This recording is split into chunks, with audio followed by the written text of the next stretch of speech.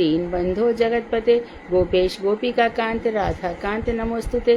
तप्त कांचन गौरांगी राधे वृंदावनेश्वरी, वृषभानुसुते देवी प्रणमामि हरिप्रिये। तवै वास्मि ना जीवामि त्वया विना, इति विज्ञाय राधे त्वं नय मां चरणान्तिकं।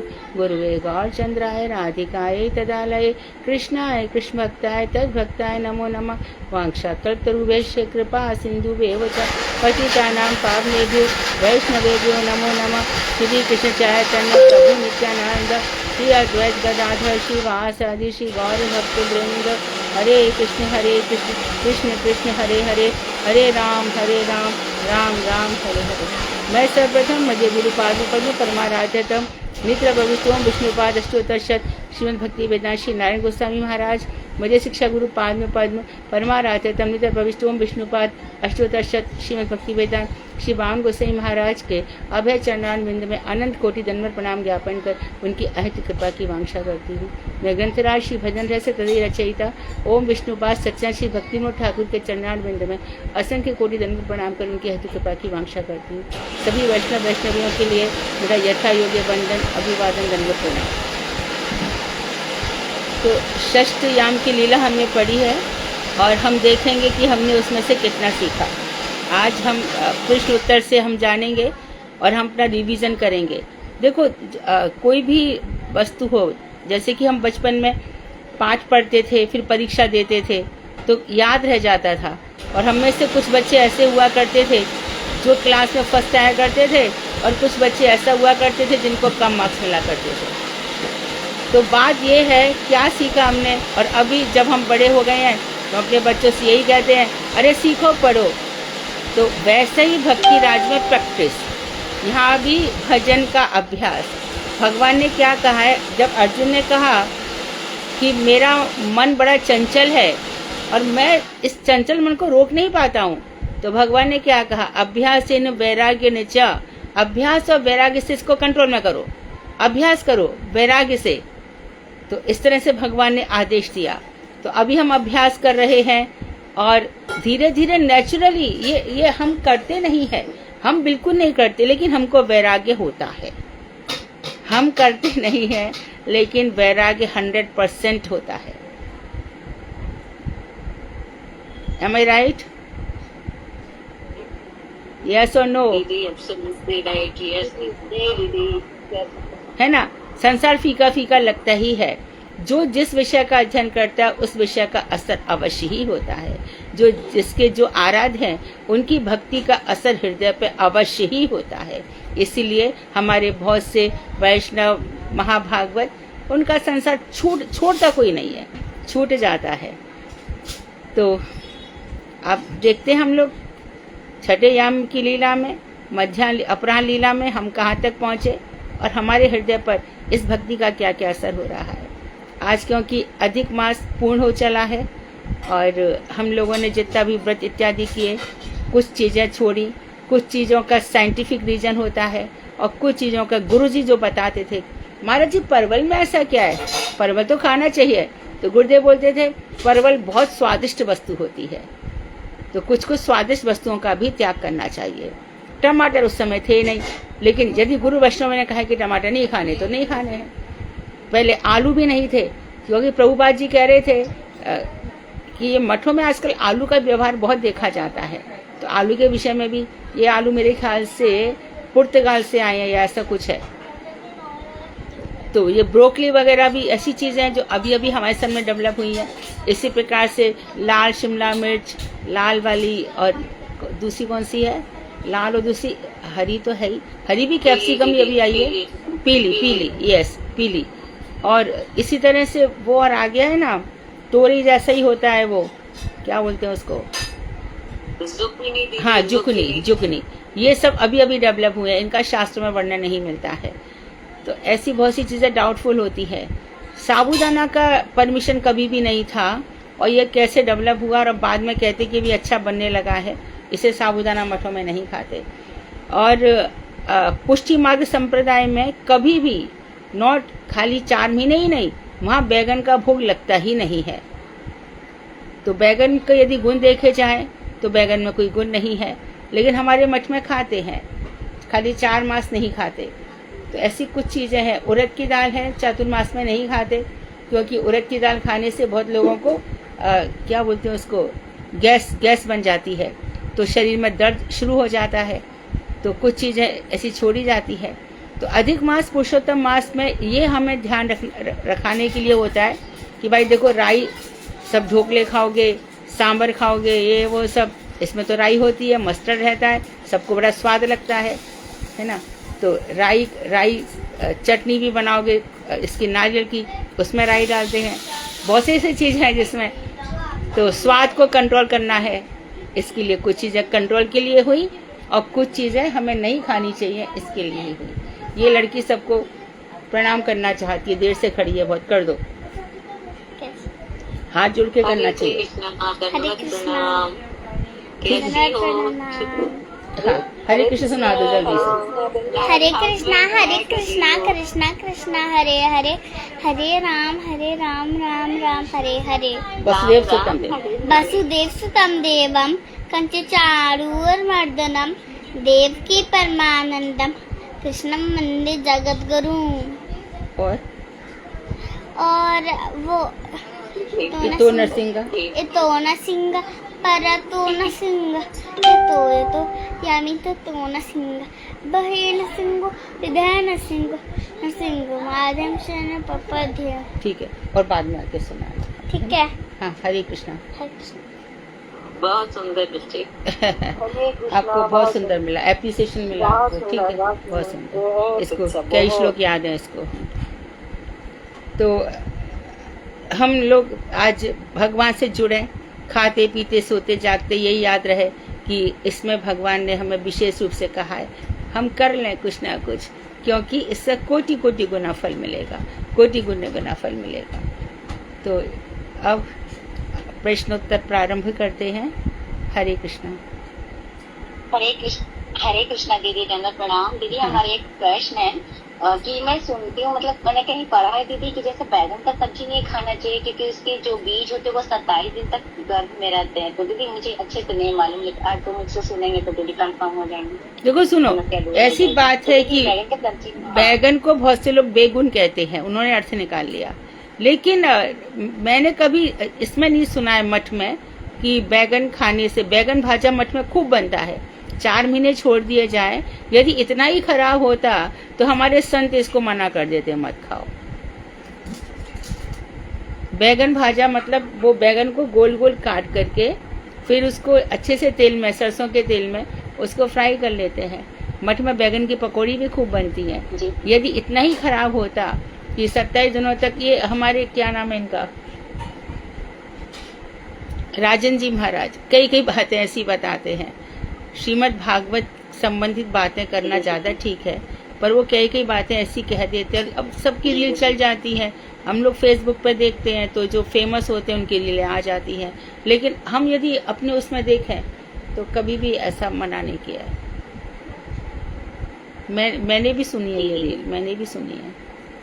बंगाली लोग को बहुत पसंद है बैगन भाजा। हाँ, वो ज्यादा पसंद है। हाँ, वहाँ खाते हैं वो लोग। और कभी कोई तकलीफ हुई है ऐसा आज तक देखा नहीं गया। कुछ नहीं होता, कुछ होता नहीं है। हाँ। जी दीदी, कुछ होता तो नहीं है। हाँ, वही। हाँ, वही। और बंगाल में तो क्या है, वहाँ पर वो इतना ज्यादा सब चीज वहाँ ग्रो हो जाती है। वहाँ की जो पानी मिट्टी है वहाँ पे वो अच्छी खाद है, बहुत हर चीज वहाँ पे। तो कितने ही प्रकार के पत्ते हमने नाम भी नहीं सुना, तो वहाँ पत्तों की सब्जियां बनती है। मैं थोड़े दिन काशी नगर रही थी अभी 2 साल पहले, जहाँ तीर्थ महाराज ने जो बनवाया है, वहाँ उसने छत पे संजय प्रभु ने इतना सारा ये कितने ही प्रकार की सब्जियां हैं।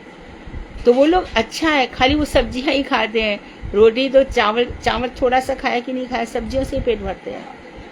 तो वो लोग भी बैगन तो मना नहीं करते। वहाँ पे बहुत सी चीजें जैसे कच्चा पपीता, कच्चा केला, काशी फल, ये सब एकादशी पे खाते हैं। तो मैं देखा नहीं कि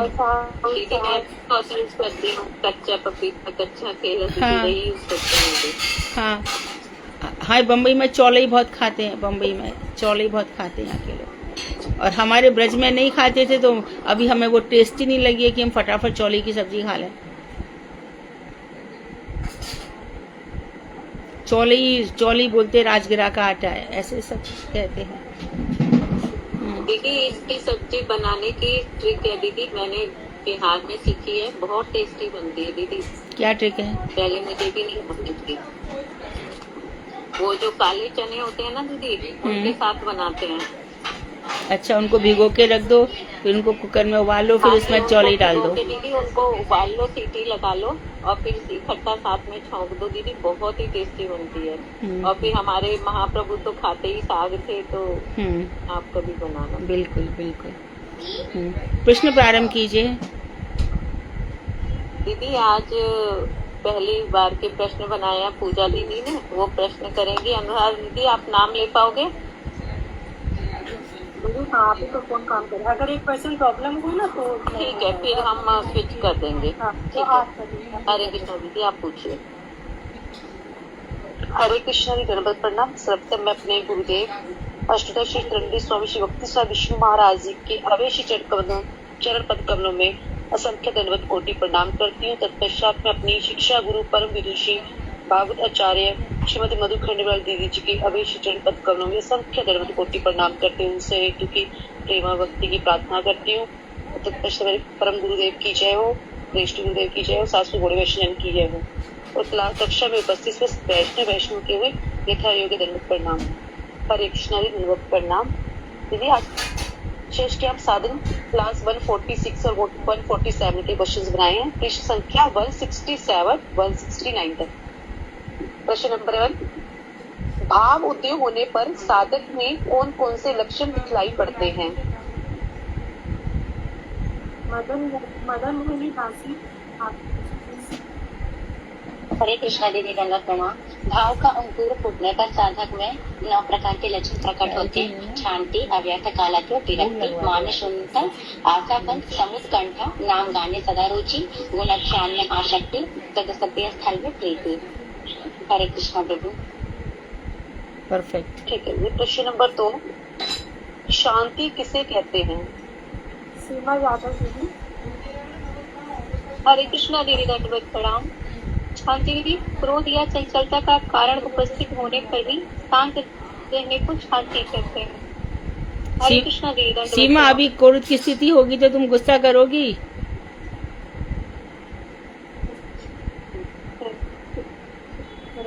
आपकी इतनी कृपा है दीदी, थोड़ा बहुत कंट्रोल कर लेती हूँ ना, बहुत सुंदर। सब में तो कृष्ण का वास है। इसको गुस्सा आ रहा है, इसका प्रॉब्लम है, मेरा क्या, मैं तो हरे कृष्णा हरि बोल, ऐसे रहना है हमें। प्रश्न नंबर 3, अव्यक्त कालत्व से क्या तात्पर्य है? लता खंडेलवाल दीदी। हरे कृष्णा दीदी, दंडवत प्रणाम। समय व्यर्थ न जाए इसलिए निरंतर हरि भजन में तत्पर रहने का नाम अव्यक्त कालत्व है। परफेक्ट। ठीक है। प्रश्न नंबर 4, विरक्ति किसे कहते हैं? राधा कृष्णा दीदी। हरे कृष्णा, सबको दंडवत प्रणाम। संसारी विषय भोगों में स्वाभाविक अरुचि का नाम ही विरक्ति है। प्रश्न नंबर 5, मान शून्यता से क्या तात्पर्य है? मोहिनी खंडेलवाल दीदी। हरे कृष्णा दीदी, दंडवत प्रणाम। मान शून्यता में जाति, वर्ण, आश्रम, धन, सौंदर्य, उच्च पद से जो अभिमान उत्पन्न होता है, तो इन सबके रहने पर भी हृदय में यदि मान ना रहे तो वही मान्य शून्यता है, मान शून्यता। हरे कृष्ण। प्रश्न नंबर 6, आशाबंध किसे कहते हैं? सुनीता त्यागी दीदी। हरे कृष्ण दीदी। श्री कृष्ण मुझ पर अवश्य ही कृपा करेंगे। इस प्रकार दृढ़ विश्वास के साथ भजन में मनोनिवेश करने का नाम ही आशाबंध है। अगला प्रश्न, समुत्कंठा से क्या तात्पर्य है? अनीता त्यागी दीदी। अपने अभीष्ट की प्राप्ति के लिए अत्यंत प्रगाढ़ लोग भी समुत्कंठा है। हरे कृष्ण दीदी, कोई क्वेश्चन का आंसर मेरे से ही आप पूछ लेना। हाँ जी। अगला प्रश्न है, वृत्तासुर की कौन सी प्रार्थना में उत्कंठा दिखाई देती है? श्लोक का उच्चारण करते हुए उसका अर्थ बताएं। अच्छा, बहुत अच्छा प्रश्न है। हेमा कुमारी दीदी आप बता दी। हरे कृष्ण। वृत्तासुर की प्रार्थना में पंखा दिखाई देती है। अजात खगा कन्यम यथावत् सतरा क्षुदार्ता प्रियम प्रियेव व्यसितं विषन्ना मनोर्विन्दाक्षात् दृश्यते त्वाम्। इसका अर्थ है कि जैसे नवजात पक्षी अपनी माँ के लिए इंतजार करते हैं कि वो आके उनको मुख में दाना डाल के खिलाएगी, जिस तरह से छोटे गाय के बछड़े अपनी माता का दूध पीने के लिए इंतजार करते हैं कि माँ ये दूध पिलाएगी। और जिस तरह से एक प्रियतमा मतलब अपने प्रिय यहाँ पे पति से है मीनिंग के लिए इंतजार करते कि वो प्रवास, प्रिय के प्रवास में चले जाने पर, चले जाने पर उसका वेट इंतजार करती हैं। उसी प्रकार मेरा भी मन आपको देखने के लिए आपके विरह की आकांक्षा करता है। व्यग्र हो रहा है। आपके विरह की आकांक्षा करता है। मैं चाहता हूँ कि मुझको भी ऐसा विरह हो। विरह की प्रार्थना है वृत्रासुर की, इसलिए गौड़ी वैष्णव इस प्रार्थना को बहुत बड़ी प्रार्थना मानते हैं। इसमें विरह, उन्होंने विरह की त्वाम विरह मैं आपके विरह की आकांक्षा करता हूँ। हरे कृष्ण। दीदी इसमें भी आपने ये भी बताया था ना, जैसे क्रमशः जैसे सबसे पहले श्रावक पक्षी है, श्रावक पक्षी से अगर हम बछड़े का कंपैरिजन करें, मतलब गाय और फिर प्रार्थना का करें, तो ये हम ध्यान से देखेंगे तो इसमें व्यग्रता और भी ज्यादा उत्कंठा बढ़ रही है। और जो प्रिया है उसकी उत्कंठा और भी अधिक है। अगला क्वेश्चन है, नाम गाने सदा रुचि से क्या तात्पर्य है? दीदी आप बता दीजिए। ठीक है दीदी, इससे तात्पर्य कि जिस प्रकार के भजन है उन सब में श्री नाम भजन ही सर्वश्रेष्ठ है। इस विश्वास के साथ निरंतर हरि नाम लेने को ही नाम कीर्तन में रुचि कहा जाता है। श्री नाम में रुचि का होना परम श्रेय परम कल्याणकारी है और प्राप्ति की कुंजी है। श्री नाम है वो साधन और साधन दोनों ही है। हरे कृष्ण। साधन साधन दोनों है। पूजा इसका क्या अर्थ है? ये साधन भी है और ये साधन भी है, क्या अर्थ है इसका? हाँ जी, अगला क्वेश्चन बनाया है जो इसमें पहली लाइन है, हरे कृष्ण कृष्ण कृष्ण हरे हरे, ये तो साधन है। और जो दूसरी लाइन है, हरे राम राम राम हरे हरे, ये साध्य है। साध्य है ना, ये हमारा लक्ष्य है। राधा रमण ये हमारा साध्य मतलब लक्ष्य है, प्रयोजन है, प्रयोजन।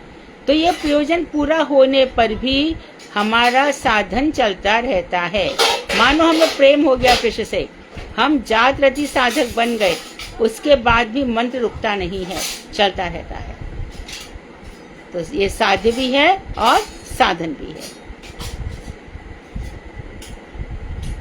प्रमाण के लिए जितने भी बड़े बड़े वैष्णव आते हैं ना, प्रभुपाद जी, स्वामी महाराज, नारायण महाराज, ये सब जितने बड़े बड़े वैष्णव हैं, इन लोगों का नाम कभी नहीं छोड़ता। जबकि सिद्धि मिल भी गई हो तो भी नाम नहीं छोड़ता। हाँ, आगे अगला प्रश्न है, महाप्रभु जी सुबह उठकर कौन सा नाम रटते थे? कुसुम शर्मा दीदी।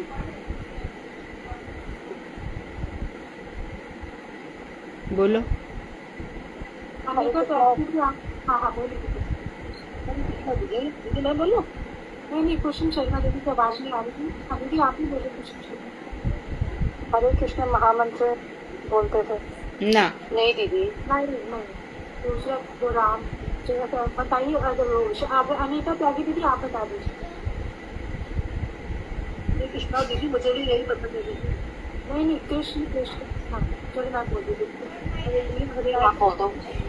कृष्ण केशव कृष्ण केशव लक्ष्मण राम राघव राम राघव राम राघव पार्वती। ठीक है दीदी।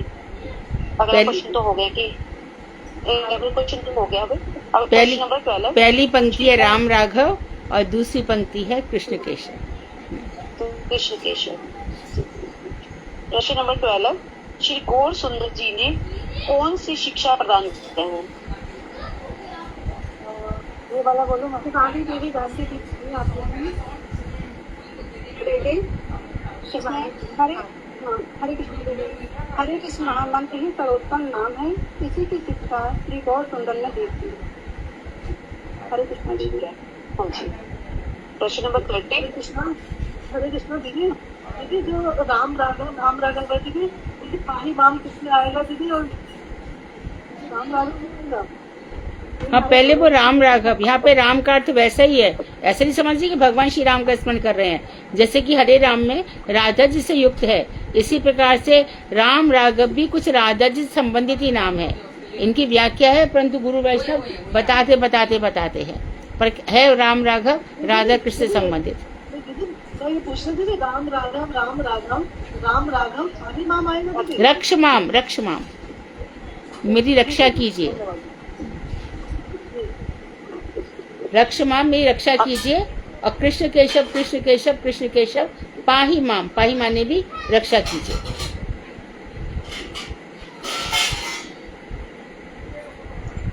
अगला क्वेश्चन है, वर्तमान काल में बहुत लोग अभक्तों के रचित कल्पित रसावास युक्त पद को डैश समझते हैं, किंतु ये डैश नहीं है। हरे कृष्ण दीदी ये बात ये मैं बोलूं? मेरा भाई अच्छा ठीक है। वर्तमान काल में बहुत लोग अभक्त के रचित कल्पित रसाभायुक्त पद को नाम मंत्र समझते हैं, किंतु ये डैश नहीं है। किंतु ये शास्त्र युक्त मंत्र नहीं है, तथा इनका कीर्तन भी डैश नहीं है। तथा इनका कीर्तन करना उचित नहीं है। ठीक है दीदी। प्रश्न नंबर 14, श्रीमन महाप्रभु जी ने हमें क्या आदेश दिया है? सीमा यादव दीदी अभी आपने नहीं बताया। सीमा यादव। हरे कृष्णा दीदी, दंडवत प्रणाम। महाप्रभु ने आदेश दिया है कि जो शास्त्रों में जो लिखा है उसको ही हमें बोलना चाहिए और दूसरों से भी वही बुलवाना चाहिए। शास्त्र के अतिरिक्त हमें न बोलना चाहिए और न ही हमें कुछ किसी को कहने के लिए कहना चाहिए। हरे कृष्णा देवी, दंडवत प्रणाम। हाँ जी ठीक है। लास्ट क्वेश्चन है, इसमें ये है ना, इहा बिना ना बोली बे हार ना बलाई हो। हाँ हाँ जी। हाँ, यह बिना ना बोली पे हार ना बलाई पे। प्रश्न नंबर 15, गुणाख्यान में आसक्ति से क्या तात्पर्य है और जात भाव वक्त किसे कहते हैं? साधना दीदी आप बता दीजिए। जार भक्त जो है, जिनमें प्रेम का अंकुर जागृत हो गया है, उदित हो गया है, वो तो है जात भाव भक्त।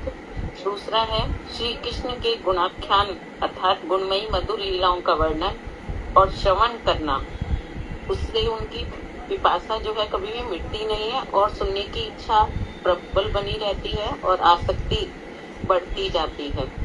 तो ये भक्त भी जो है वो जात भक्त कहलाते हैं। ठीक है। हरे कृष्ण दीदी, दंडवत प्रणाम। जो मैंने क्वेश्चन बनाए तो वो तो सेशन पूरा हुआ। अब अनुराधा दासी दीदी ने बनाए वो क्वेश्चन हाँ, पूछेंगे। पूजा दीदी आप नाम ले लेना।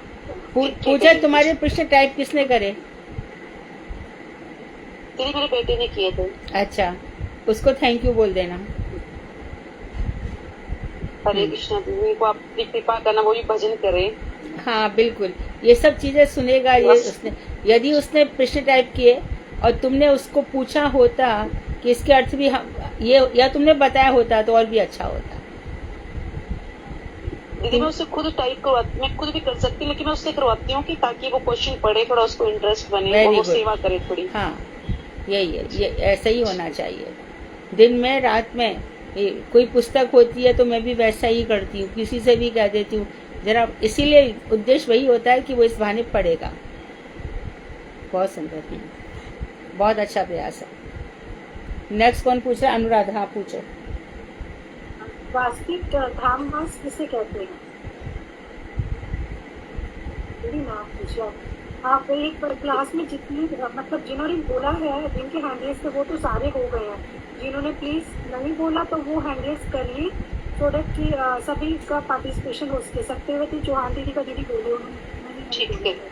हरे कृष्णा दीदी, सत्यवती चौहान दीदी, हाँ हरे कृष्णा दीदी। श्री वृंदावन श्री नवदीप धाम आदि भगवत धामों में वास करने की अभिलाषा को तद वसति स्थल में प्रीति कहते हैं। धाम पास का लाभ तभी है जब शुद्ध भक्तों का संग। इसमें जैसे दीदी पूछा ना वास्तविक धामवास किसे कहते हैं, तो इसमें खाली से मेन ये आना चाहिए वास्तविक धामवास वही है जहाँ वृंदावन नवदीप धाम शुद्ध भक्तों का संग, शुद्ध भक्तों का संग मिले। क्लास नहीं ली थी दीदी, मैं कई दिन से घर नहीं थी, बाहर थी। हरे कृष्णा। और ये बताया था ना और ये सब सारे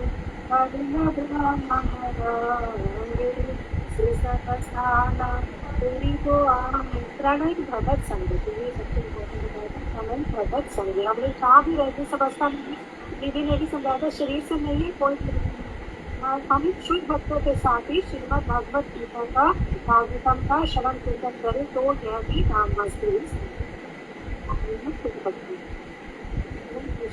अनुभाव किससे कहते हैं और किस अवस्था में इसका उदय होता है और कुछ अनुभवों की नाम होता है।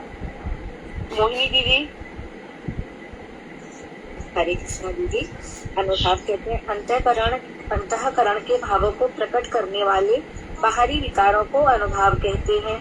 और ये जब भाव अवस्था की जब प्रगाढ़ अवस्था होती है ना, उसमें ये साधक में अनुभाव उदय होते हैं। और इनके उदाहरण हैं कि नृत्य, विलुंठन अर्थात भूमि पर लौटना, गान, जोर जोर से चिल्लाना, अंगों का मरोड़न, हुंकार भरना, जम्हाई लेना, लंबी लंबी सांस लेना, लोक अपेक्षा का त्याग करना, लार टपकना, जोर से हंसना, चक्कर आना और हिचकी आना, ये सब इसके ये उदाहरण है, अनुभव के उदाहरण है। थर्ड क्वेश्चन, भावुक भक्तों के समान के हाव भाव जड़ जगत के जीवों के से कैसे प्रकट होते हैं, उदाहरण के समझाइए। संतोष दीदी। दीदी ये नहीं बताएंगे और किसी का नाम नहीं। शीला दीदी। वो भी नहीं बताते हैं। मैं बता दूं? आप बता दो। ठीक है। भावुक जो भक्त होते हैं उनके भावों की स्मृति होने पर ही मतलब भावुक भक्तों के भाव प्रकट होते हैं और वे लोकपेक्षा त्याग कर भगवान के नाम का कीर्तन करते हुए नृत्य करते हैं। भावुक भक्तों के जो हाव भाव होते हैं वो प्राकृतिक जीवों से संपूर्ण रूप से अलग होते हैं और जो दूसरे जड़ जगत के होते हैं उनके बारे में ये है कि ये जो भावुक भक्तों की क्रियाएं हैं इनको समझ नहीं पाते हैं और लाभ, पूजा, प्रतिष्ठा की आशा से उनका अनुकरण करते हैं। इसी प्रकार एक बार श्री हरिदास ठाकुर को सर्प का नृत्य देखकर श्री कृष्ण के कालिया दमन लीला का स्मरण हो आया था और वो नृत्य करने लगे थे। अन्य भक्तगण उनकी चरण धूलि को मस्तक पर लगाकर अपने को धन्य मान रहे थे। कोई ईर्ष्या परायण ब्राह्मण हरिदास ठाकुर की नकल करने लगा, लेकिन कोई भी भक्त उसके प्रति आकृष्ट नहीं हुआ, बल्कि सपेरे के द्वारा उसे प्रताड़ित किया गया। हरे कृष्णा जी। दंडवत। भाव के असात्विक विचारों के नाम बताइए। निशा दीदी। हरे कृष्णा दीदी। मैं अभी ठीक है। हाँ जी। लक्ष्य नाम से है, पुष्कर नाम से है, कोई आंसर देगा? लक्ष्य, पुष्कर, प्रिंसी, ये नहीं बताते किसी और से पूछ लीजिए। रचना दीदी जी। हरे कृष्णा। भाव के अष्ट सात्विक विकार हैं स्तंभ यानी जड़वत हो जाना, गर्भ, पसीना, रोमांच, स्वर भेद, कंपन, कामना, वैवर्ण्य, अश्रु, प्रलय, हठ, मूर्छा। हरे कृष्ण। नेक्स्ट क्वेश्चन है, उद्भास्वर किसे कहते हैं? अनीता दीदी। हरे कृष्णा दीदी। दीदी ये शुद्ध तत्व में जो चित्त की क्रिया है वह जब विभावित होकर क्रिया की साधना करती है उस समय उसमें एक ऐसा स्वाभाविक व्यक्तित्व उत्तेजित होता है जो चित्त को विभिन्न प्रकार से उत्पन्न करता है। इसमें बाह्य विकारों को उद्भास्वर कहते हैं। जो आगे भी पढ़ना है। हरे कृष्णा दीदी, इसको दीदी थोड़ा सा एक बार समझा दीजिए दीदी। हाँ, उद्भासर प्रकाशित होना, जो बाहर प्रकाशित हो रही है उसी को उद्भासर है। जो भाव दीदी हृदय में प्रकाशित होते हैं दीदी, हाँ, उनको उद्भासर, राइट। और फिर वो हमें हमारे व्यवहार में वो नजर आते हैं दीदी। बिल्कुल। हाँ। तो दीदी ये अनुभव ही हो गया एक तरीके से। हाँ, एक तरह से अनुभव है, सही है, अनुभवी। हाँ, उद्भासित होते हैं। ठीक है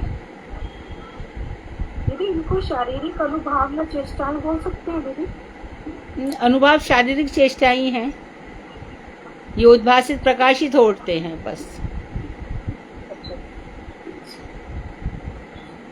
हाँ, अच्छा नेक्स्ट क्वेश्चन है, सात्विक भाव किसे कहते हैं? इस तरह से मैं बोल दूं। हाँ हाँ प्लीज। जब चित्त साक्षात रूप में विभावित होता है तब उसी चित्त को सत कहते हैं। इस स्तर से जो भाव समूह उत्पन्न होते हैं उन्हें सात्विक भाव कहते हैं।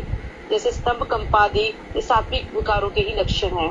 स्तंभ जैसे शरीर का वो एक जड़ सा हो जाना, हिलना जुलना नहीं, ऐसे स्तंभ से कंपादि हो जाते हैं। हरे कृष्ण, दंडवत प्रणाम। अब नेक्स्ट क्वेश्चन है, जीव के शरीर में हमने 4 प्रकार के दीदी में कहते हैं। जब सबसे पहला कोई एक बता दे, भूमिस्थ और जलाश्रित। जब ये वाले विकार होते हैं तो क्या होता है, होने पर क्या विकार परिलक्षित, क्या विकार दिखते हैं? निशा दीदी आप दोगे आंसर अब? हाँ या फिर हरे कृष्ण जी? ठीक ठीक है मैं दीदी। हाँ जी तो भूमिस्थ जब जीव के शरीर में कभी कभी स्वप्रधान होकर अर्थात वायु प्रधान होकर जीव के शरीर में विचरण करता है। जिस समय वह भूमिस्थ होता है तब वह लक्षित होता है। जलाश्रित होने पर क्या होता है? जलाश्रित होने पर अश्रु, तेजस्व होने पर वैवर्ण और स्वेद लक्षित होता है।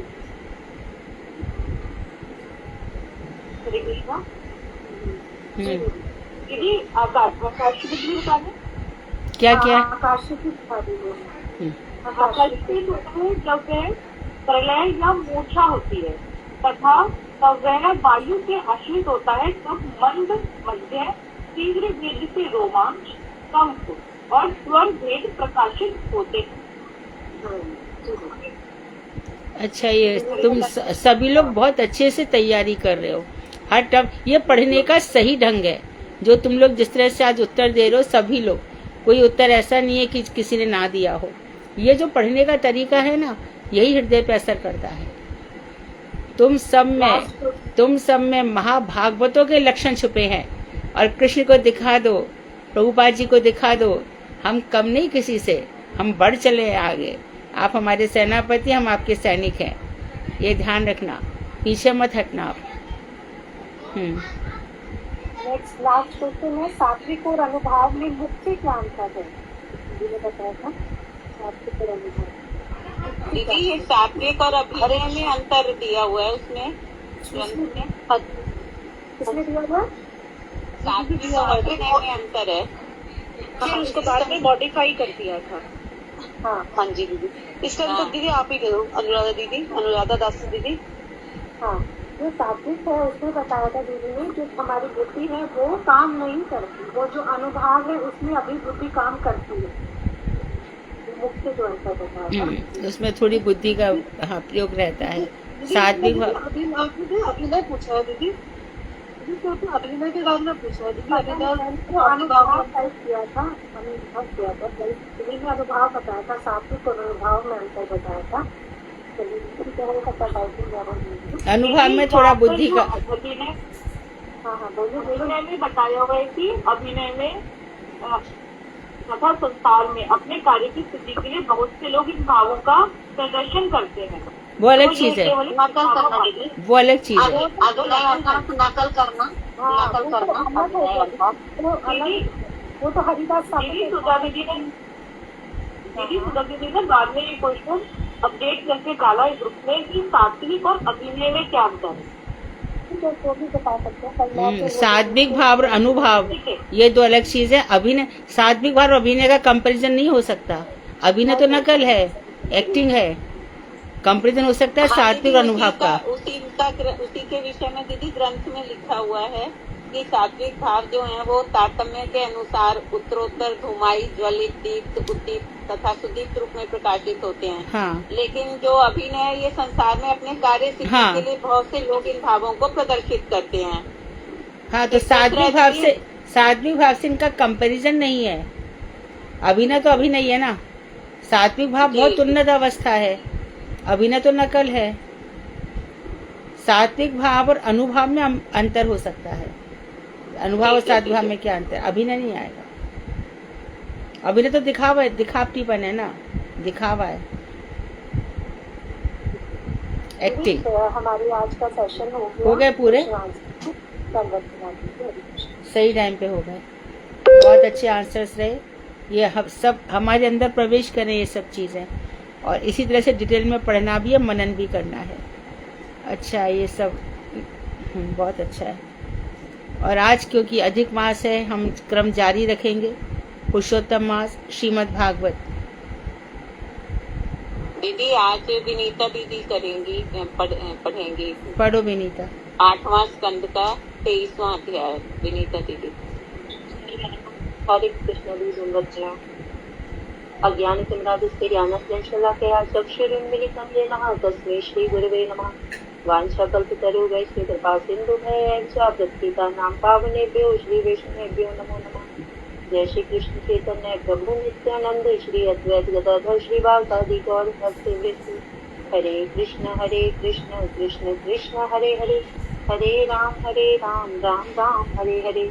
सबका मैं अपने गुरुदेव ओम विष्णुपाद स्तोत्र श्री श्रीमद् भक्ति वेदांत श्री श्रीधर गोस्वामी महाराज जी के चरणों में दंडवत प्रणाम करते हुए ऋतु की कृपा की वांछा करते हूँ अपने परम गुरुदेव नित्य लीला प्रभु ओम विष्णुपाद स्तोत्र श्री श्रीमद् भक्ति वेदांत श्री नारायण गोस्वामी महाराज जी के चरणों में दंडवत प्रणाम करती हूँ, और अपने परम गुरुदेव नित्य लीला प्रभु ओम विष्णुपाद श्रीमद् भक्ति श्री रूप सिद्धांति गोस्वामी महाराज जी के चरणों में दंडवत प्रणाम करते हुए सेवकों की कृपा की वांछा करती हूँ।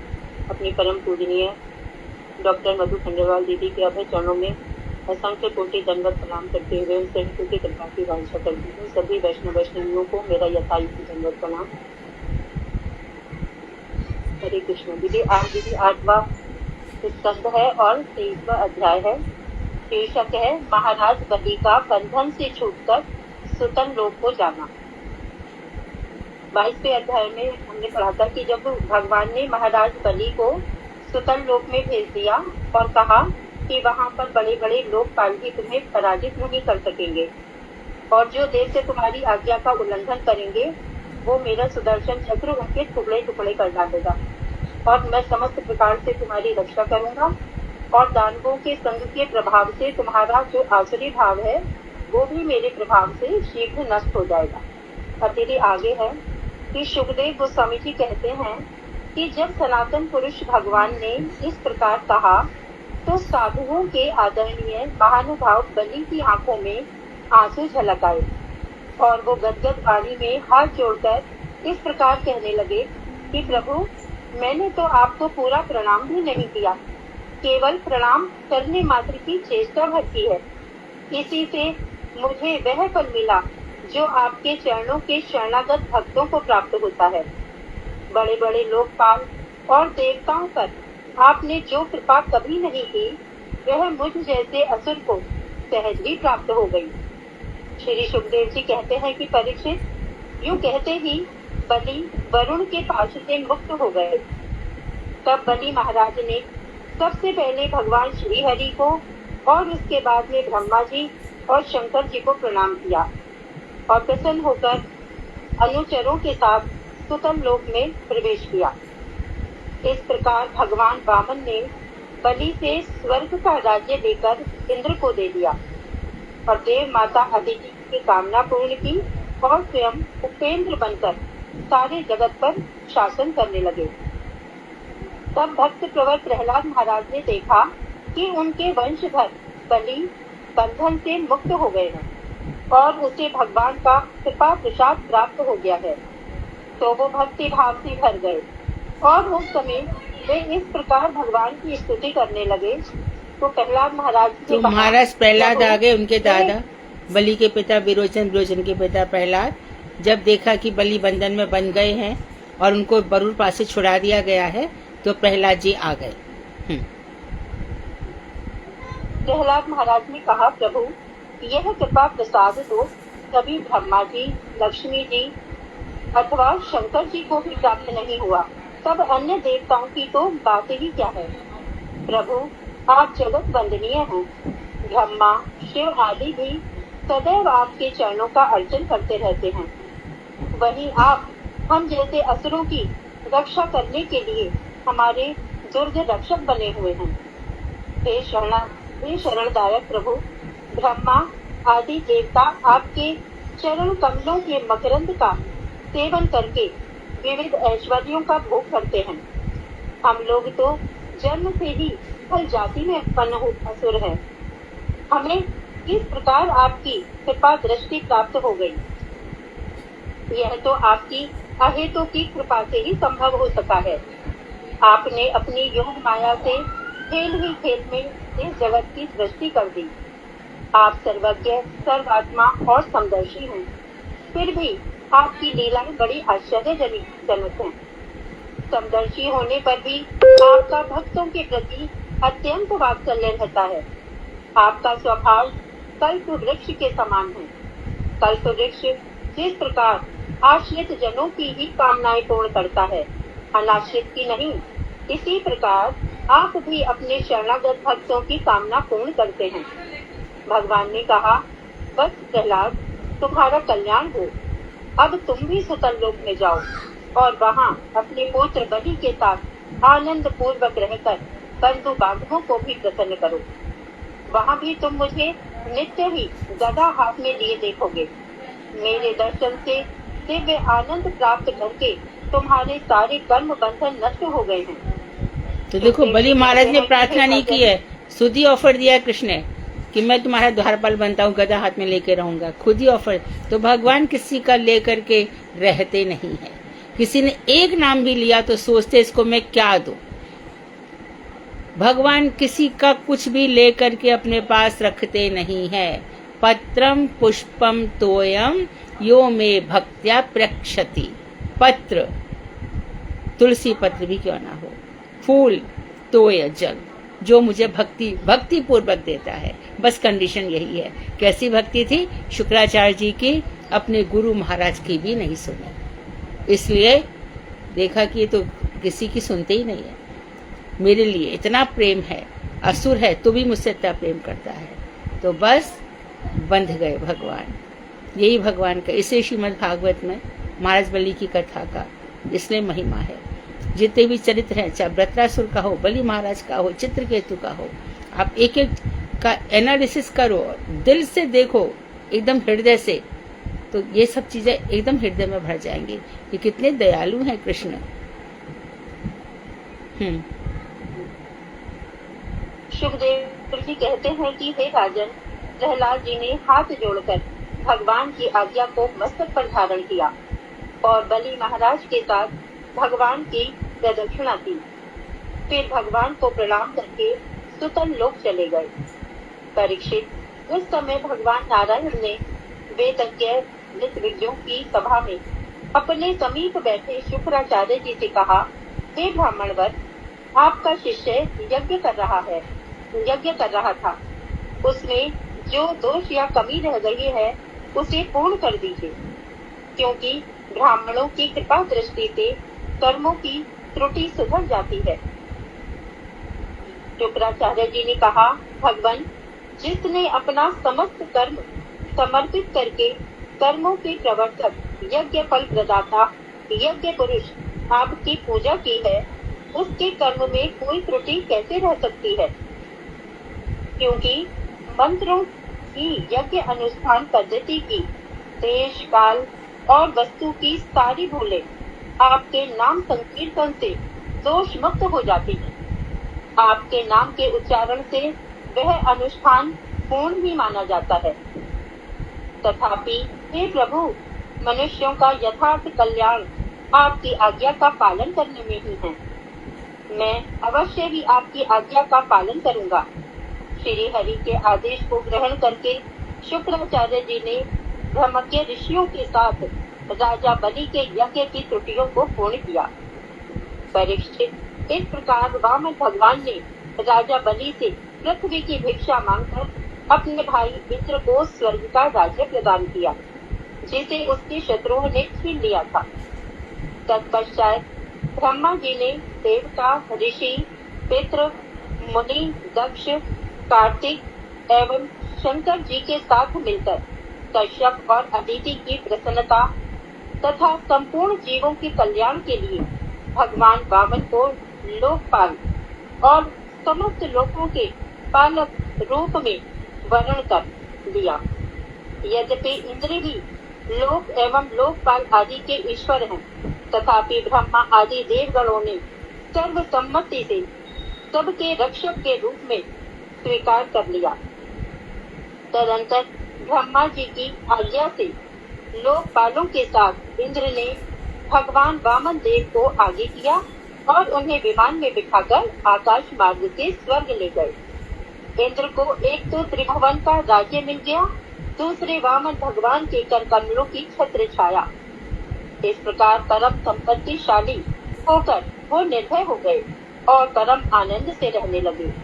ब्रह्मा, महादेव, कार्तिकेय, भृगु आदि मुनि, पितृभूत, सिद्ध पुरुष आदि सभी भगवान के इस अद्भुत एवं महान कर्म का गान करते हुए अपने अपने धाम की ओर चले गए। उन सब ने भगवती अदिति की बहुत बहुत प्रशंसा की। सुखदेव जी कहते हैं कि हे राजन, मैंने तुम्हें भगवान का यह अद्भुत चरित्र सुनाया। इसके सुनने वालों के सारे पाप नष्ट हो जाते हैं। भगवान की लीलाएं अनंत है और उनकी महिमा भी अथाह है। जिस प्रकार मनुष्य पृथ्वी के परमाणुओं की गणना नहीं कर सकता, उसी प्रकार भगवान विष्णु की महिमा का पार नहीं पाया जा सकता। महर्षि वशिष्ठ जी ने वेदों में कहा है कि जिसने जन्म ग्रहण किया है अथवा जो भविष्य में उत्पन्न होंगे, कोई भी भगवान के गुणों का पार पाने में समर्थ नहीं हो सकता। जो व्यक्ति अद्भुत लीलाधारी देवाधिदेव भगवान श्री हरि के इस वामन अवतार के चरित्र को सुनता है, उसे उत्तम गति की प्राप्ति होती है। देवता, पितृ और मनुष्यों की प्रसन्नता के लिए जहाँ जहाँ पूजा, श्राद्ध अथवा दान आदि कर्मों का अनुष्ठान होता है, वहाँ वहाँ उस समय यदि भगवान के चरित्र का गान किया जाए तो अनुष्ठानकारी के वे कर्म निर्दोष रूप से सफल हो जाते हैं। बड़े बड़े शास्त्रज्ञों का यही अनुभव है। वांछाकल्पतरुभ्यश्च कृपा सिन्धुभ्यः विषय पतितानां पावनेभ्यो श्री वैष्णवेभ्यो नमो नमः। हरे कृष्ण। तो दान करो, कुछ भी करो, लेकिन सबसे ज्यादा जरूरी है भगवान की कथाओं को कीर्तन करना या श्रवण करना। ठीक है। श्रीमद् भगवत गीता। हरे कृष्णा दीदी। हाँ हाँ। दीदी, महाराज बलि पर भगवान ने इतनी कृपा की क्योंकि वो प्रहलाद महाराज के भक्त हैं।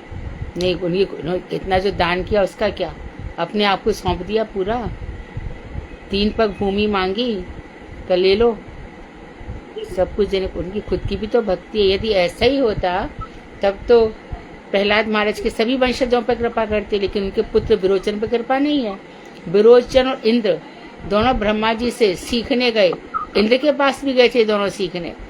इंद्र भी साथ में था। ये पढ़ोगी तुम बृहदारण्यक उपनिषद में। तो वहां पर विरोचन को ब्रह्मा जी ने कहा और 5 दिन रुको, और 10 दिन रुको। उसका धैर्य खो गया, वो छोड़ के चला गया। आत्मा का तत्व इतनी जल्दी जानना जरूरी नहीं है। तभी तो कहते हैं ऊपर की सीढ़ी तक जाते जाते कितने से लोग रह जाते हैं। यदि किसी को केटू जाना हो या हिमालय की, तो कितने से लोग पहुंच पाते हैं। तो उन्नति के शिखर पर बहुत कम लोग पहुंच जाते हैं, बाकी सब बीच में यहाँ वहाँ हो जाते हैं। अभी किसी को बोलो गंभीर अध्ययन करना है श्रीमद् भागवत का, एक को बोलो अरे गाना बजाना है, सब वही भाग लेंगे ना, सब वही भाग लेंगे। कीर्तन हो रहा है, लेकिन जो गंभीर कथाएं हो रही हैं इस तरह से, उसमें कितने से लोग रह जाते हैं। तो अब भाव भक्ति हम सीख रहे हैं, उसके बाद प्रेमा भक्ति, वहां तक पहुंचते पहुंचते बहुत कम, इतना हम कर लेते हैं, इतना हमसे हो जाता है, बस यही हो जाता है ऐसा। तो बलि महाराज ने बहुत कुछ दिया है भाई, तभी तो श्रीमद् भगवत गीता। हरे कृष्णा दीदी, दंडवत प्रणाम। पहले मैं सबका नाम बता देती हूँ, अपने नंबर पे सब तैयार रहेंगे। और दूसरी बात ये, किसी को भी प्रणाम मंत्र नहीं बोलना है, श्लोक बोलकर उसका अनुवाद बोलना है। पहला श्लोक सुधा दीदी बोलेंगी, दूसरा सुषमा दीदी, तीसरा मोहिनी दीदी, चौथा हेमा दीदी, पांचवा अनीता दीदी, छठा कुसुम दीदी, सातवां शालू दीदी, आठवां मदन मोहिनी दासी दीदी, नौवां ईना दीदी, 10वां विनीता दीदी, 11वां शर्मिला दीदी, 12वां योगिता दीदी, 13वां अनुराधा खंडेलवाल दीदी, 14वां मैं बोलूंगी लता दीदी, 15वां रचना दीदी, 16वां अच्युत प्रिया दीदी, 17वां सीमा दीदी, 18वां हरे कृष्णा प्रभु जी, 19वां और निशा दीदी 20वां। तो सुधा दीदी आप शुरू करिए। हरे कृष्णा दीदी, दंडवत प्रणाम। जी, मैं सर्वप्रथम अपने गुरुदेव को प्रणाम करती हूँ। तदनंतर अपनी शिक्षा गुरु के रूप में मेरी परम प्रिय दीदी भागवताचार्य डॉक्टर मधु खंडेलवाल, परम गुरुदेव और संपूर्ण उपन गुरुओं के चरणों में कोटि कोटि दंडवत। दीदी, मैं आपको फिर से प्रणाम कर रही हूँ, यहाँ पर आपने शिक्षा गुरु के रूप में नहीं, मेरी प्रिय दीदी के रूप में, जो कि पल पल पे, कदम कदम पे, पग पग पे, सिर्फ मुझे ही नहीं हम सबको ये सिखा रही है कि किस तरह हमको हर अवसर का लाभ उठाना है, हर महीने का, हर मौसम का, हर समय का, हर पल का, हर दिन का, और सिर्फ किस तरह लाभ उठाना है भगवत भक्ति करते हुए, भगवान के नामों का स्मरण करते हुए, उनकी कही हुई वाणी को पुनरावृत्ति करते हुए। तो इस तरह हम सबका कल्याण आप कर रही हैं, उसके द्वारा मैं धन्यवाद बोल के भी उस कृपा को छोटा नहीं करना चाहती दीदी। तो क्या शब्द उचित है मुझे वो भी बोलना नहीं आता, आप उसको उसी तरह से समझकर मेरी सेवा को स्वीकार कीजिए। हरे कृष्ण दीदी, दंडवत प्रणाम। पुरुषोत्तम योग 15वां अध्याय, पहला श्लोक। ऊर्ध्वमूलमधष्टार्थम् अश्वत्थं प्राहुर्व्ययम् छन्दांसि यस्य पर्णानि यस्तं वेद स वेदवित्। भगवान ने कहा जाता है कि शाश्वत एक शाश्वत अश्वत्थ वृक्ष है, जिसकी जड़ें तो ऊपर की ओर हैं और शाखाएं नीचे की ओर तथा पत्तियां वैदिक स्तोत्र हैं। जो इस वृक्ष को जानता है वह वेदों का ज्ञाता है। दीदी, इसे थोड़ा सा समझा दोगे? इसको समझेंगे, एक्सप्लेन करेंगे तो बहुत समय हो जाएगा साधना। बस इतना ही हमें समझना है कि ये जो ऊर्ध्व मूल मध शाखम अश्वत्थम प्राहुरव, ये संसार में ये वृक्ष अश्वत्थ पीपल के वृक्ष के समान है, इसकी शाखाएं ऊपर हैं और मूल ऊपर है और शाखाएं नीचे हैं। मूल ऊपर ऊर्ध्व है और शाखाएं नीचे की ओर है, और छंदांस इसके पत्ते जो है वो वेद है। तो वेदों में जो बताया गया है, तो इनको जो इस बात को जो जानता है, अर्थात सब भगवान की तटस्थ शक्ति से जीव निकले हैं, वेदों में यही बताया गया है, सब भगवान से निकले जीव हैं, यही मुख्य चीज है। दीदी, जड़ किसको वो ग्लोरीफाई करता है, मतलब किसको? भगवान, भगवत तत्व, भगवान का है ना दीदी? भगवत तत्व। हाँ, ठीक है दीदी। हरे कृष्ण।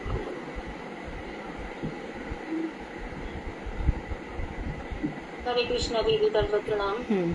अधश्चोर्ध्वं प्रसृतास्तस्य शाखा गुण प्रवृत्ता विषय प्रवालाः अधश्च मूलान्यनुसन्ततानि कर्मानुबन्धीनि मनुष्य लोके। तीनों गुणों द्वारा वर्धित उस संसार वृक्ष के विषय रूप पल्लव युक्त शाखाएं मनुष्य, पशु आदि निम्न योनियों में तथा देवता आदि उच्च योनियों में फैली हुई हैं। कर्म प्रवाह जनक भोग वासना रूपी जटाएं नीचे की ओर सर्वदा विकसित हो रही हैं। हरे कृष्णा। न रूपमस्य इह तथोपलभ्यते नान्तो न च आदि न च प्रतिष्ठा संप्रतिष्ठा अश्वत्थमेनं सुविरूढ़ मूलम असंग शस्त्रेण दृढ़ेन छित्त्वा। अनुवाद, इस जगत में संसार वृक्ष का स्वरूप पूर्वोक्त प्रकार से उपलब्ध नहीं होता है। इसका आदि और अंत ही देखा जाता है तथा इसकी स्थिति भी समझ में नहीं आती है।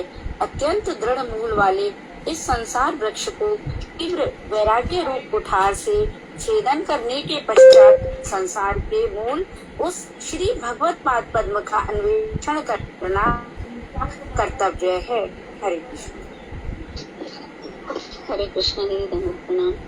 ततः पदं तद् परिमार्गितव्यं यस्मिन् गता न निवर्तन्ति भूयः तमेव चाद्यं पुरुषं प्रपद्ये यतः प्रवृत्तिः प्रसृता पुराणी।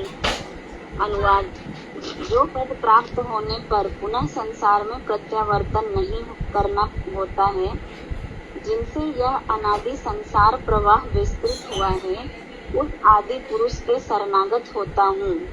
इस प्रकार की भावना कर उनके प्रति शरणागत होना चाहिए।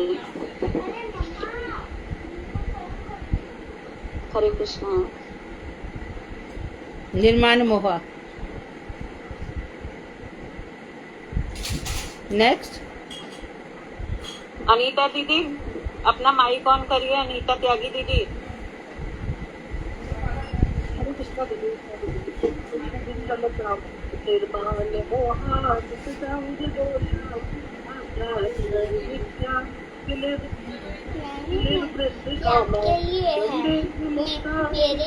संग मैंने गलती से नाम ही लिख दिया।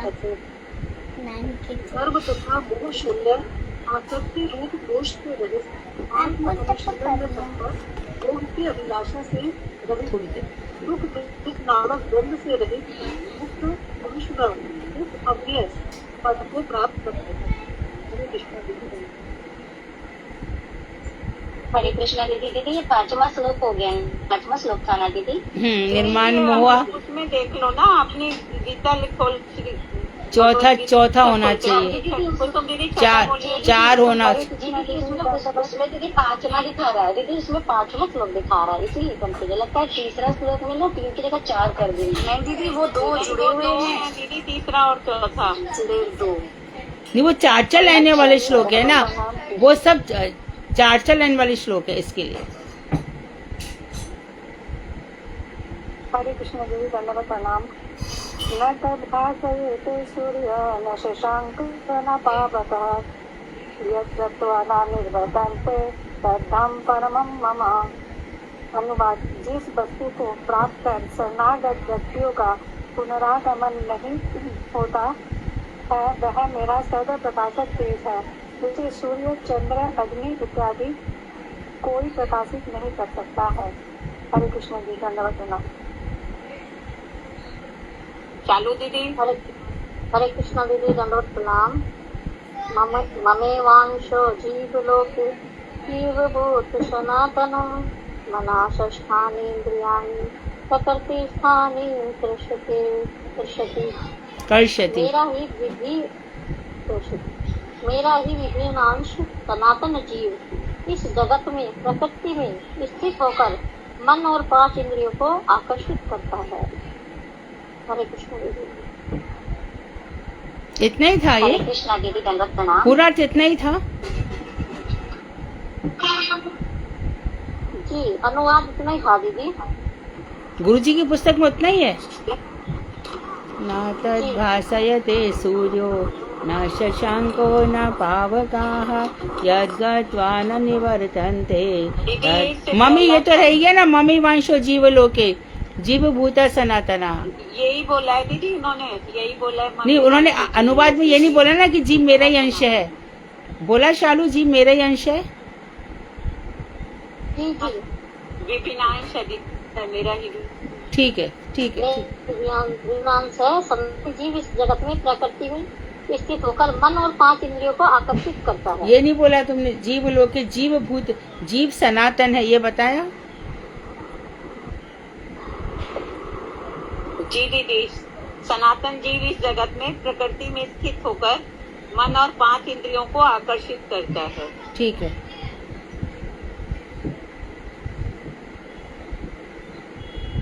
हरे कृष्णा दीदी, दंडवत प्रणाम। 8वां श्लोक। शरीरं यत् अवाप्नोति यत् च अपि उत्क्रामति ईश्वरः गृहीत्वा एतानि संयाति वायुगन्धान् इव आश्रयात्। इंद्रियों का स्वामी देही जिस शरीर को प्राप्त करता है और जिस शरीर से बहिर्गत होता है, अपने 6 इंद्रियों के साथ उसी प्रकार गमन करता है, जिस प्रकार वायु पुष्प आदि से गंध लेकर गमन करती है। हरे कृष्ण देवी, नमस्कार। अर्थात एक शरीर को छोड़कर दूसरे शरीर में जाता है, जैसे कि वायु एक पुष्प की गंध लेकर के दूसरे में जाती है, इसी प्रकार से अपने मन को लेकर के वो एक शरीर से दूसरे शरीर में जाता है। ईना दीदी, हरे कृष्ण। अपना क्रम ध्यान रखिए, फटाफट बोले। हाँ,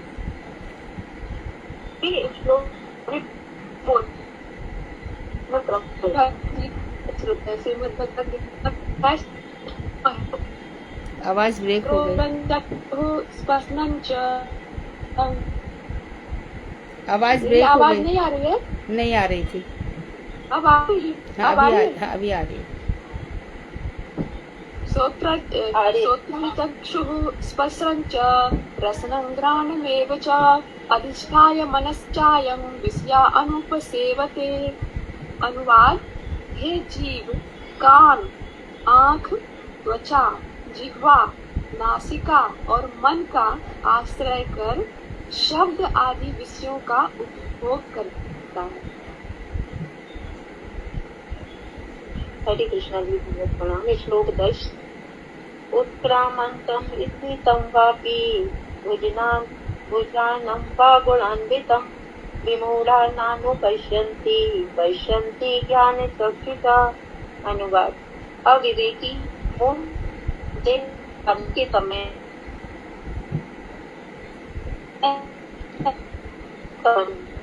जी को देख पाते हैं, किंतु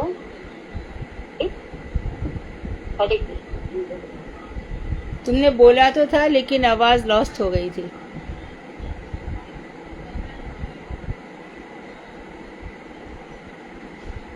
ठीक है, आगे पढ़िए। हरे कृष्णा। आवाज तुम्हारी लॉस्ट हो गई थी। अनुवाद नहीं समझ में आया क्या? नहीं, अनुवाद सुनाई नहीं पड़ा। अनुवाद में दीदी पूरी नहीं, श्लोक सुनाई पड़ा था, अनुवाद में ब्रेक हो गई थी आवाज। तुम वापस में फेसबुक पे रिपीट सुनोगी तो तुम्हें पता चलेगा। आवाज बोलती हूँ श्लोक वो अनुवाद। अविवेकी मूढ़ लोग देने से जाने के समय अथवा रहते समय अथवा विषय भोग के समय इंद्रियों से संबंधित इस जीव को नहीं देख पाते हैं, विवेकी इसे देख पाते हैं। ठीक है, अब ठीक है दीदी। हरे कृष्णा दीदी, दंडवत प्रणाम। यतन्तो योगी नश्चैवं पश्यन्ति आत्मावस्थितं यतन्तो प्रतमानो नैनं पश्यन्ति तेजसे। अनुवाद दीदी। यतनशील योग युक्त लोग शरीर में स्थित इस आत्मा को देखते हैं, किंतु अशुद्ध चित्त अविवेकी लोग यत्न करने पर भी इसे नहीं देखते हैं। हरे कृष्णा दीदी, धन्यवाद।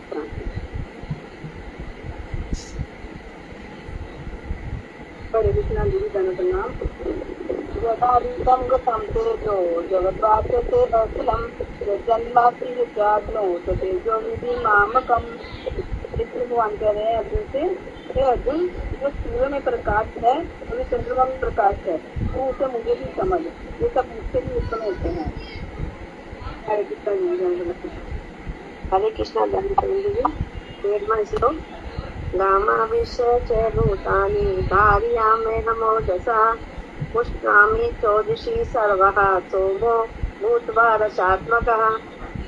और मेरी अपनी शक्ति द्वारा पृथ्वी में अधिष्ठित चर अचर प्राणी मात्र को ध्यान करता हूँ। मैं ही अमृत में चंद्र होकर समस्त औषधियों को पुष्ट करता हूँ। हरे कृष्णा दीदी। अहम वैश्वानरे भूत्वा प्राणिनां देहम् आश्रितः प्राणापान समायुक्तः पचामि अन्नम चतुर्विधम।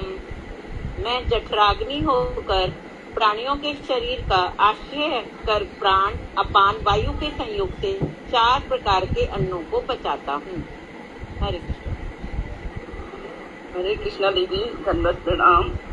सर्वस्य चाहं हरिसन्निविष्टो मते स्मृति ज्ञानं त्वां च वेदस्य सर्वे वेदो वेदांत कृदिचाम। मैं सभी प्राणियों के हृदय में अंतर्यामी के रूप में प्रविष्ट हूँ। मुझसे ही स्मृति ज्ञान तथा दोनों का नाश होता है।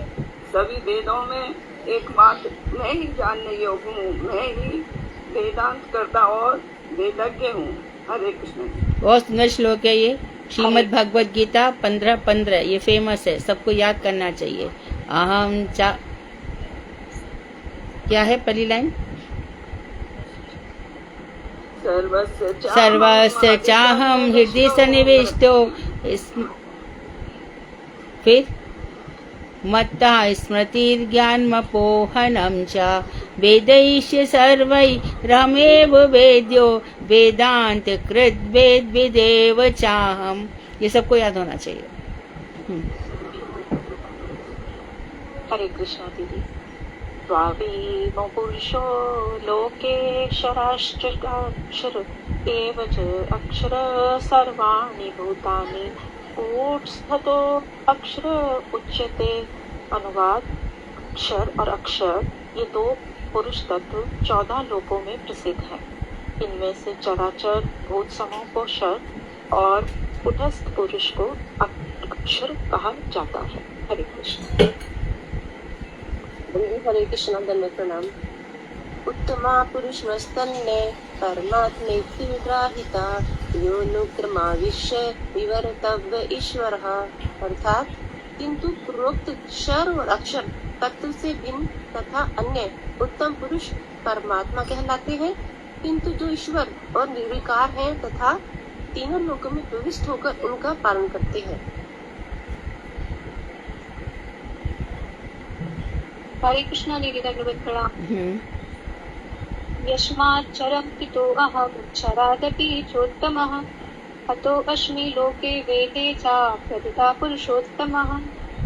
हनुमान, क्योंकि मैं क्षर से भी अतीत तथा अक्षर से भी श्रेष्ठ हूँ, अतः जगत में और वेद में पुरुषोत्तम के नाम से मैं प्रसिद्ध हूँ। हरे कृष्णा दीदी, धन्यवाद प्रणाम। क्षर हो गए मनुष्य का शरीर, और अक्षर हो गया कौन? तीनों प्रकार के कारणव से गर्भोशायी और क्षीरोत्साही। कहते हैं कि वेदे च प्रथिता पुरुषोत्तमः। मैं ही वेदों में प्रसिद्ध पुरुषोत्तम हूँ। इन सब से क्षरस अक्षर, उन सब से भी मैं परे हूँ। हरे कृष्ण दीदी, धन्यवाद प्रणाम। हाँ, हरे कृष्ण। यो माम एवं असमूढ़ो जानाति पुरुषोत्तमं सा सर्वविद भावनाम सर्वभावेन भारत। हे भारत, जो नाना मतवादों से मोह शून्य होकर मुझे पुरुषोत्तम जानते हैं, वे सर्वज्ञ हैं एवं सभी प्रकार से मुझे ही भजते हैं। हरे कृष्ण जी। जो नाना मतों को छोड़ छाड़ करके मुझे ही पुरुषोत्तम जानते हैं, वही सब प्रकार से मेरा भजन कर सकते हैं। हरे कृष्ण जी। शास्त्रम इदं मुक्तं मया नघ एतद्बुद्ध्वा बुद्धिमान् तयातकृतकृतश्च भारत। अनुवाद, हे निष्पाप अर्जुन, इस प्रकार यह अति रहस्यपूर्ण शास्त्र मेरे द्वारा कहा गया। इसे जानकर बुद्धिमान लोग और भी कृतार्थ हो जाते हैं। यदि आप एक अंतिम श्लोक 4 लाइनें और जुड़ी है तो पढ़ना है। पढ़ो, कौन सी लाइन है? जड़ चैतन्य वरदानां विवर्तं पूर्वकाकृतं कृष्ण एव महोत्कर्ष इति सारं हर्षयाम भक्ते भक्त एकताम् संगता स्वयं सत्दर्श संगतः संगतः सताम्। कौन सी पुस्तक में से पढ़ा तुमने? कौन सी पुस्तक में से पढ़ रही हो? दीदी गौड़ियम। उसमें ये हमारे मठ की भगवत गीता से ही पढ़ रहे हैं। ये श्री विश्वनाथ चक्रवर्ती जी ठाकुर की जो गीता है ना, सारा उसमें से लिया। उसमें अच्छा, से पढ़ा इन्होंने। ठीक है ठीक है। उसमें नीचे लिखा हुआ, उसको पढ़ रही है। हाँ ठीक भगवत है। गीता का तो हो गया 15। हाँ हाँ ठीक है। अर्थ क्या लिखा है इसका? इसका लिखा है, इसी द्वारा श्री भगवान अध्याय का उपसंहार कर रहे हैं। श्री भगवान कहते हैं, मैंने श्लोकों में अति रहस्यपूर्ण शास्त्र संपूर्ण रूप से कहा। ठीक है ठीक है। इति श्रीमद् भगवद गीता उपनिषत्सु ब्रह्म विद्यायाम योग शास्त्रे श्री कृष्ण अर्जुन संवादे पुरुषोत्तम योगो नाम पंचदशोध्याय।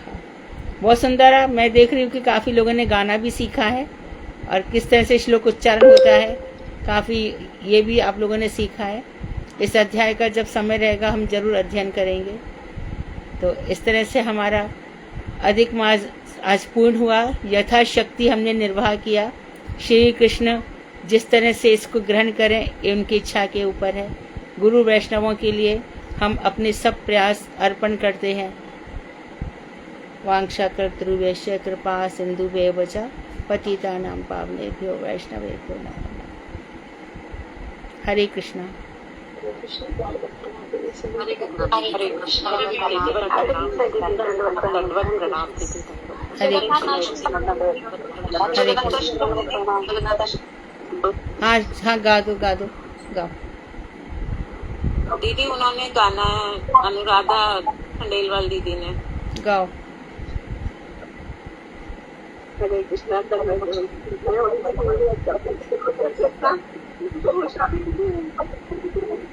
जगन्नाथ अष्टकम शंकराचार्य द्वारा विरचित।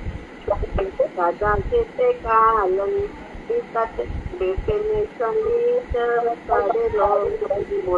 माइक खुले हैं, कुछ माइक बंद कर लीजिए।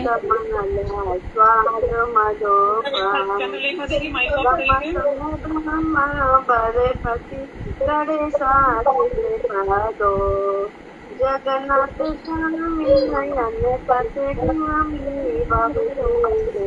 अनुराधा दीदी 1 मिनट रुको, ये माइक खुले हुए हैं, बंद कर लीजिए अपने। चंद्रलेखा दीदी माइक ऑफ करिए। चंद्रलेखा दीदी माइक ऑफ करिए अपना प्लीज। आप जो साथ में गा रही है तो उसमें अनुराधा दीदी की आवाज साफ नहीं आ रही है। चंद्र जी हो गया। अनुराधा दीदी चलिए आप आरम्भ से। बुझे चदेवेडुम से काटे काटे गोकुलम नेत्राते सहचरी कट आचम में बेदोदाते सदा श्री मंदिर वृंदावन वसति लीला परिचय जगन्नाथ स्वामी नयन पथगामी भवतु में महाबोधि धीरे न कनक रुचिरे नील शिखरे वसन प्रसादांत सहज बलभद्रेण बलिना सुभद्रम मध्यस्था सकल शुभ सेवा वर्षादो जगन्नाथ स्वामी नयन पथगामी भवतु में कृपा पारवारा सजल जल शेरी रुचिरो रमाबाई राम इगोर दमल पंखेरो मोखा सुरेंद्र आराध्या सुतिगढ़ शिखा गीत चरित्रो जगन्नाथ स्वामी नयन पथगामी भवतु में रथा गुड़ो गच्छन पथि नील भूदेल पटले स्तुति प्रादुर्भावं प्रति पदमुपाकर्णे सदया दया सिंधु बंधु सकले जगतां सिंधु सुतया जगन्नाथ स्वामी नयन पथगामी भवतु में पर ब्रह्म पीड़ा कुबुले कल्लो कुल नयानो निवासी नीलाद्रो निहित चरो अनंत हसेरेची रसानंदी राधा सरसे बपोलांगी अनसोको जगन्नाथ स्वामी नयन पथगा मी भवितु में नामयाचे राजम नाचे कनक माणिक्यम दिव्यम नाचे हम रम्यम सकल जनकाम्या बरे बदुम सदा काले काले प्रमथे प्रतीना गीत चरित्रो जगन्नाथ स्वामी नयन पथगाम भवितु में हरे तम संसारम दुतितरम सारम शोर पाते हरे तम पापानाम वेदितम परम यादव पाते अहो दिन आसे निहित चरणो निश्चम एदम जगन्नाथ स्वामी नयन पथगाम भवितु में जगन्नाथ अष्टकम पूर्णम या पठ्यते शुचि सर्व पापे शुद्ध आत्मा विष्णु लोकम से गच्छति जय जगन्नाथ जय बलदेव सुभद्रा जय सुदर्शन हरे कृष्ण कृष्ण कृष्ण हरे हरे हरे राम राम राम हरे हरे। बहुत सुंदर, बहुत सुंदर। पुरुषोत्तम मास की जय। हरे कृष्ण। श्रीमद् भक्ति वेदांत श्री नारायण गोस्वामी महाराज की जय। हरे कृष्णा दीदी, दंडवत प्रणाम। हरे कल से भी सामान्य चलेगा कीर्तन? हाँ भागवत की कथा के बाद कीर्तन कीर्तन जैसे पहले होता था। हाँ वैसे ही रखो। जो बंगला में कीर्तन होते थे ना, हाँ ठीक है सुधा जी, बंगला में कीर्तन वैसे रखो। ठीक है विनीता दीदी। हाँ जी, हाँ विनीता दीदी, आपकी कल से ड्यूटी आरम्भ हो रही है, कल तक लेना आप। चंद्रलेखा दीदी, आपको कुछ कहना है? आपने माइक ऑन किया हुआ। ठीक है दीदी। हरे कृष्णा दीदी, दंडवत प्रणाम। हरे कृष्ण। हरे कृष्ण। हरे कृष्ण। हरे कृष्णा दीदी, दंडवत प्रणाम। हरे कृष्ण। हरे कृष्ण। हरे कृष्णा दीदी, दंडवत प्रणाम। हरे कृष्ण।